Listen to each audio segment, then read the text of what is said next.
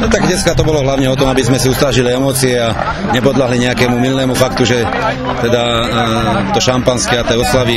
Každopádne musím povedať, že ten súper bol veľmi nepríjemný a mali sme s tým zo začiatku určite problémy, ale po tom prvom góle Mihalika to už troška nás padlo a určite si zaslúžia tí chlapci v podstate veľké ďakujem, pretože odviedli dobrý výkon. Ja verím, že ten druhý polčas už bol troška rozháraný, už myslov boli v kabínach a to je veľmi ťažké tie emócie ustrážiť, ale za celú sezónu určite vynikajúci kolektív, výborné výkony, takže ja som spokojný. Vlastne dnes sa naplnil to gólové minimum za jar, minimálne 3 góly, takže asi aj s ofenzívnou hrou spokojnosť.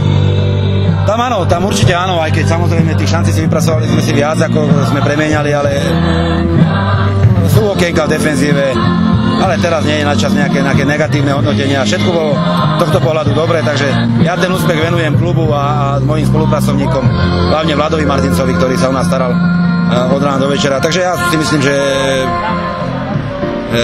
dobré zhodnotenie toho ročníka a teraz im len poďakujem a poprajem im veľa úspechov v mužskom futbale.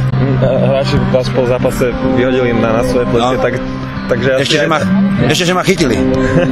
Takže asi to je také zadozučenie pre trénera, že aj kabína ho má takto rada. Tak áno, tak oni vedia, aký som ja na nich a nie vždy to bolo pre nás medzi nami optimálne, niekedy museli padnúť aj tvrdšie slová, takže, ale ja si ich vážim, ja naozaj ten kolektív musím vyzvihnúť, lebo v ťažkých situáciách dokázal otáčať zápasy a vyťahnuť jedného, dvoch je také cestné, ale musím povedať, že Hlavák s Mihalikom držali tú partiu veľmi vysoko, takže ja som im za to povďačný. Prešli ste v polovici sezóny, aké boli vtedy ciele?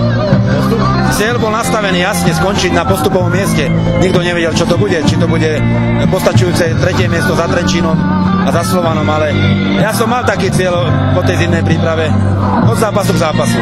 Áno, a to, že sme to splnili v podstate už 3 kola dokonca, bolo veľké plus. Takže ja som určite prišiel s tým, aby som vydoloval z nich čo najviac. Ako ten tým stál v tabulke po jeseni? My sme stali 3. a mali sme 5 bodovú stratu na prvého, čo v podstate je taká strata dvojzápasová, ale dôležité bolo jedno, že ten kolektív uveril mne a ja som im v podstate posúval po tom ihrisku, ako som uznal závodné a naozaj musím rád, že som sa trafil.